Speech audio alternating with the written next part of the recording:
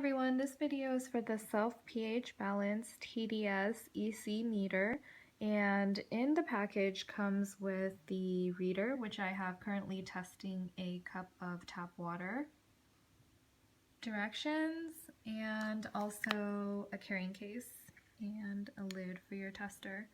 So the device comes with a battery, so straight out of the box it's already ready to go.